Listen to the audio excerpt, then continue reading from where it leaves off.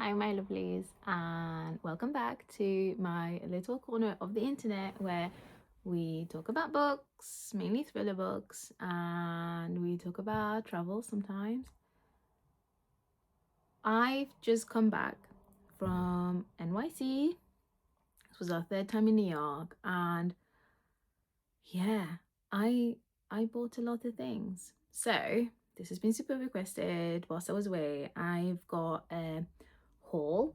It's mainly books, but I've also got quite a lot of things from Target. I got some pretty mugs, like this lovely Magnolia Bakery mug. And yeah, so I'm going to start with the books. I think I'm going to go into a little bit more details. You might have seen them on my Instagram page already, but obviously it was super quick fire, short form video, so I thought I'll spend a bit more time on this one and tell you where I got it from, although might all have merged into one. But I also will tell you why I picked up these books. Some of them are available in the UK, but not all of them are. Some of them I just prefer the US cover. Some of them I just really love the feel of US books.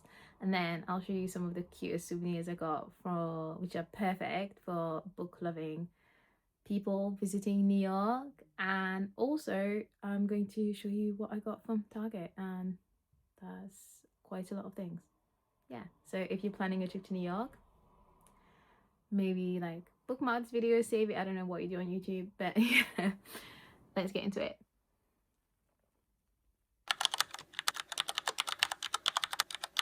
I'm gonna start with going through the paperbacks that I got. I got like 25 books in total, some hardbacks, some paperbacks, and I got one that was not a thriller, and it's Artemis by Andy Weir. Now, you know, if you follow me on Instagram, how much I loved Project Hail Mary.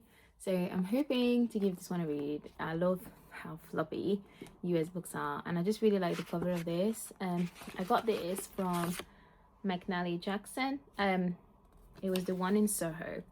I've also been posting on Instagram some like mini vlogs, which I did not film much long form content for the travel side of New York, but I've got short form, and I've put in all the bookshops and all like little details on places and things like that on each day that we went to. So check these out. I'll probably upload them on here as well. Yeah, I'll upload them on here as well. Now for the paperback thrillers that I got I'm Not Done With You by Jessie Q Sutanta. I've heard so much of this author. I've never read any of the books, and I thought this one sounded really good. Some Friends and Friendships Are Worth Killing For, this twisty dark novel by USA best-selling author. So Jane's unhappy, a struggling mid-list writer whose novels barely command four figures. She feels trapped in an underwhelming marriage. She's just scrapping by to pay a crippling Bay Area mortgage for a house, a life she's never really wanted. There's only ever been one person she cared about, one person who truly understood her, Talia, Jen's best and only friend nearly a decade ago during their creative writing days at Oxford. It was the only good year of Jane's life. Cobblestones and books and damp English air, heady wine and sweet cider, and Talia, endless Talia. But then one night ruined everything, the blood-soaked night that should have bound Talia to Jane forever, but instead made her lose her completely. Talia disappeared without a trace, and Jane's been unable to find her since, until now. Because there she is, her name at the top of the New York Times bestseller list, A Most Pleasant Death by Talia Ashcroft. When Jane discovers her post from Talia on her website about attending a book convention in New York City in a week, can't wait to see you there. She can't wait either. She'll go to New York City, credit card bill, be damned, and this time she'll do things right. Jane won't lose Talia again. I think it sounds great. So we'll see. I'm not going to read all the blurbs, by the way. I'm going to skim through and let you know, because others are going to be here for about 4 days. I got Find Her by Lisa Gardner because my friend Carrie, who we were shopping with on that day, loves this author and she loves this series, and apparently it's the first book in a series. 7 years ago, carefree college student Flora was kidnapped while on spring break. For 472 days, Flora learned how much one person can endure. That sounds really good. So it's something to do with like a D.D. Warren series probably. She seems to be like a detective. Okay, miraculously alive after a ordeal, Flora has spent the past 5 years reacquainting herself with the rhythm of normal life, working with her FBI victim advocate Samuel Keynes. She has a mother who's never stopped loving her brother, blah blah blah. That sounds really good. When Boston detective D.D. Warren is called to a scene of crime, a dead man and the bound naked woman who killed him, she learns that Flora strangled 3 other suspects since her return to society. Okay, is Flora a victim or a vigilante? Cool. Yeah, I mean, I think that's going to be good. And my friend recommended it, and we've got really, really similar book taste. So, yeah, cool. Then I picked up this one because it's such a pretty cover. It's called Before You Knew My Name by Jacqueline Bublitz. She's an Australian. She lives between Australia and New Zealand. So when she arrived in New York on her 18th birthday, carrying nothing but $600 cash and a stolen camera, Alice Lee was looking for a fresh start. Now, just 1 month later, she's the city's latest Jane Doe. But this is not just another story about a dead girl. This is where the story starts. Okay, a killer roams the city, and the women who discover her body can't let the woman on her Bond and Alice go. So it sounds like it's going to be a serial killer kind of book. I'm excited for that. Then I got 5 Bad Deeds by Kaz Freer. I'd never heard of this author, so I was very intrigued. She seems to have written a few books, and it sounds really good. Teacher, mother, wife, and all-round good citizens, Ellen is juggling non-stop commitments from raising teen and 2 toddlers to jump hunting to renovating a dream home, the Meadow House. Amid the chaos, an ominous note arrives in the mail declaring, "People have to learn there are consequences." Why would someone send her to this? Ellen has no clue. She's no angel, a white lie here, an occasional sharp tongue here, but she's done nothing to incur the wrath of an anonymous enemy, at least not intentionally. Okay, that sounds good. So yeah, I mean, I feel like I'm rediscovering this because I bought so many. Like, I literally picked them up. I do, like, obviously some of them I know I loved. So, very excited for this one. Luckiest Girl Alive by Jessica Knoll. I picked up this one solely because look how pretty this book is. It sounds really interesting. A Perfect Life is a perfect lie. I think it's gonna be great. As a teenager, the previous something to do with like fancy schools, private people, private, like, you know, rich people kind of drama. Ooh, there's something else buried in the past, something painful and private that threatens to bubble to the surface and ruin everything. It seems to be twisty. So yeah, I definitely was attracted by this cover. But the book sounds brilliant as well. Such a Lovely Family by Aggie Blum Thompson. Now, I've heard about this author quite a lot, but I've never heard of this book, and it sounds so good. It sounds like it's about this perfect family who live in DC, and they have, you know, a very perfect life, but a brutal murder transformed the yearly gathering. So they have some kind of like celebration. Okay, so sounds like they have a party and a murder happens and all the guests become suspects. So behind the facade of perfection, the Calhoun families has been keeping some very dark secrets. Parents will use money and emotional manipulation to control their children.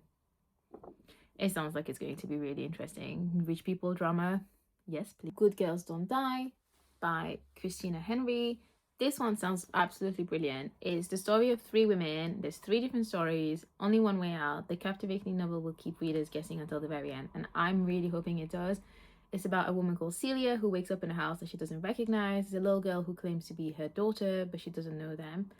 Ali is supposed to be on a fun weekend getaway, and then her friend's boyfriend unexpectedly drives the group to a remote cabin in the woods. And then Maggie, who just wants to be home with her daughter, is in a dangerous situation and doesn't know who put her there or why. She'll have to fight with everything she has to survive. It sounds so gripping. Also, it's not really long, and the floppiness. We Would Never Tell by Anne-Sophie Jouanneau. I love The French Honeymoon. It was such a popcorn thriller that you just could not put down. So I feel like this one's going to be that. The reviews I've seen so far say that it's such a easy to read, gripping kind of thriller that will get you have a slump. So I'm hoping so. It is a bit on the thicker side, but if it is anything like The French Honeymoon, it will be so fast paced and so easy to read that I'm not worried about the size, and it's set in the Cannes Festival, so I'm excited. Obviously, I'm French, so I love reading books set in France. Yeah, Hollywood will make it French for 12 days straight. It's gonna be good. The Lost House by Melissa Larson. This was actually on my list of books to buy last year when I went to New York, but it was only in hardback and I didn't find it. So when I saw that it was in paperback, I was like, yes, it sounds so good. It's about a woman, well, 40 years ago, a woman and her infant daughter were found buried in the Icelandic snow, lying together although they were sleeping, except the mother's throat was slashed and the infant drowned. The case was never solved. But then the husband moved to California with his son, and obviously that was like proof enough of his guilt. They thought it was him. But now, a year after his death, his granddaughter Agnes is reeling from a devastating injury.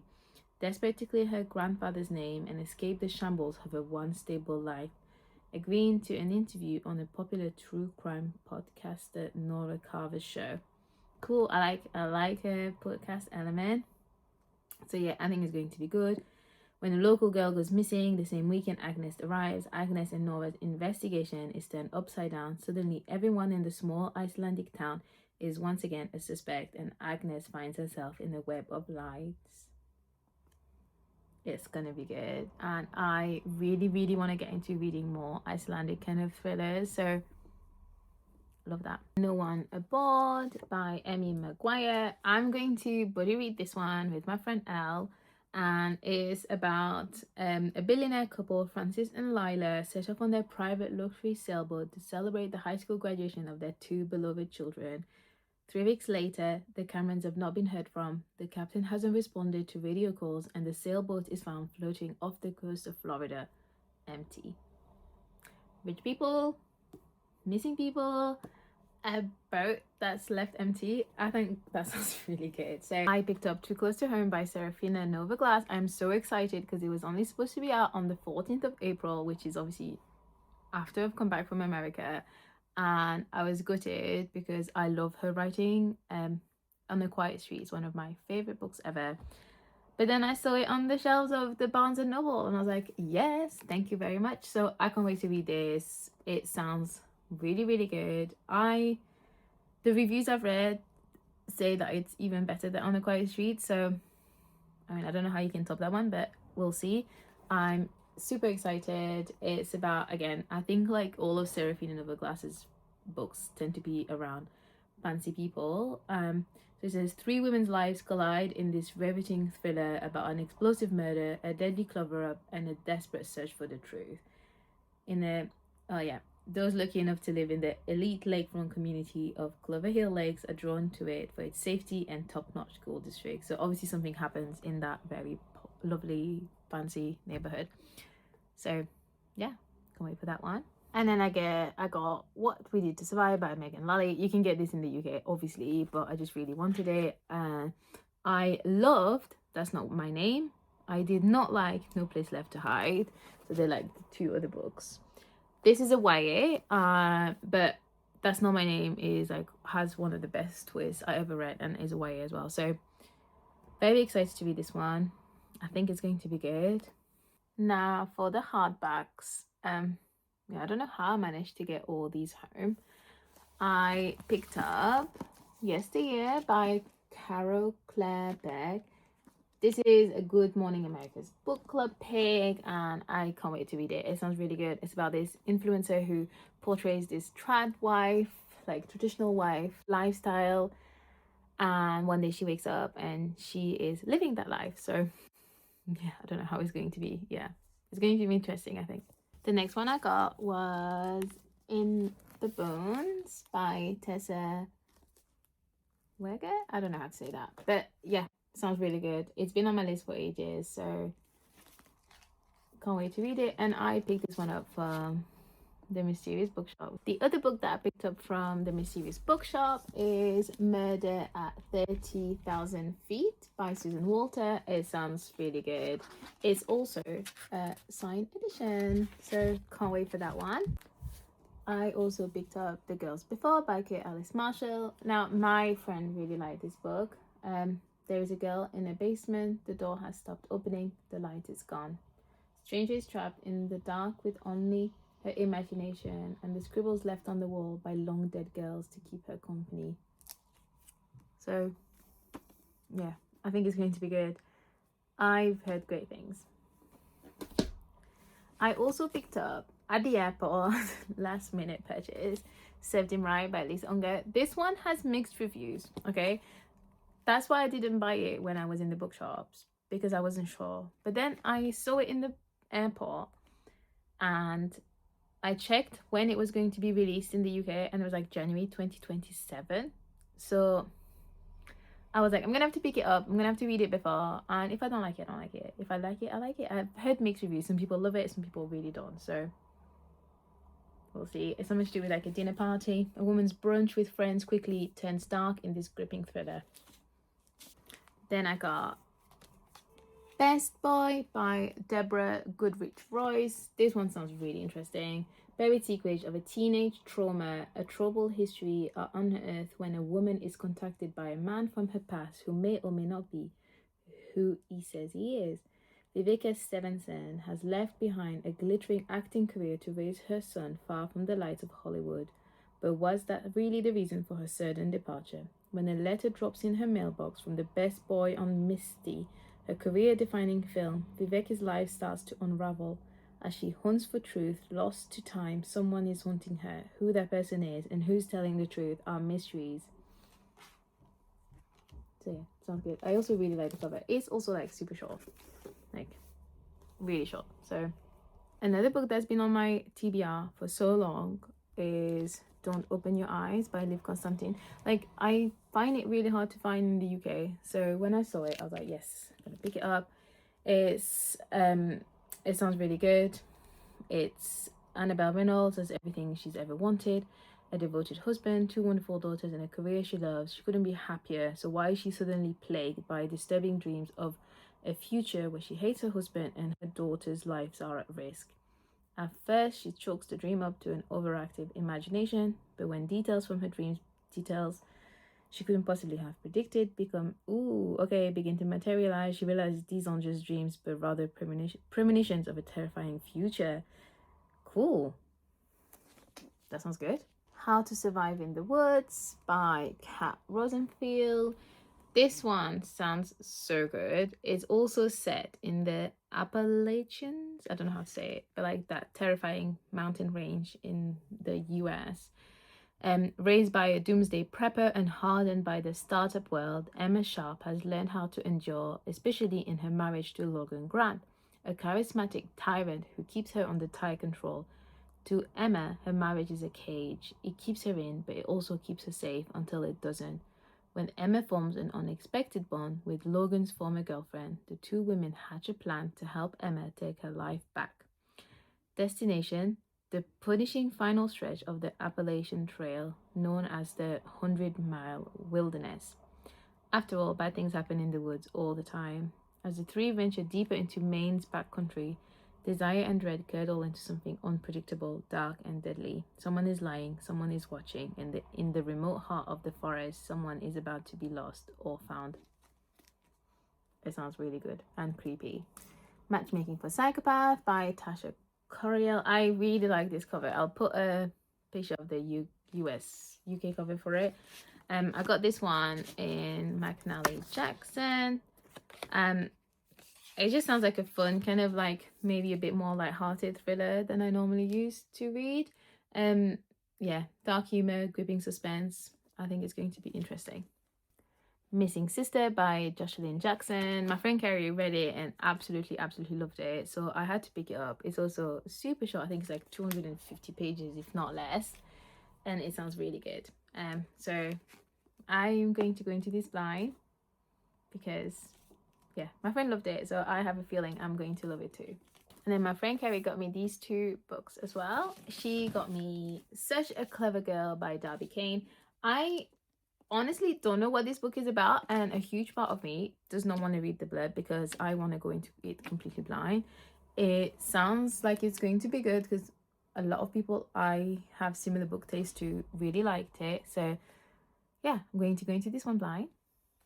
And the other one is Her Last Breath by Taylor Adams. I cannot wait to read this book. I loved No Exit and The Last Word by Taylor Adams, so I can't wait to read this. It sounds like it's about women who are trapped in caves or something, and it sounds like, oh, I've read that it's claustrophobic and suffocating, so it sounds like it's going to be a very fast-paced read that I will not be able to put down.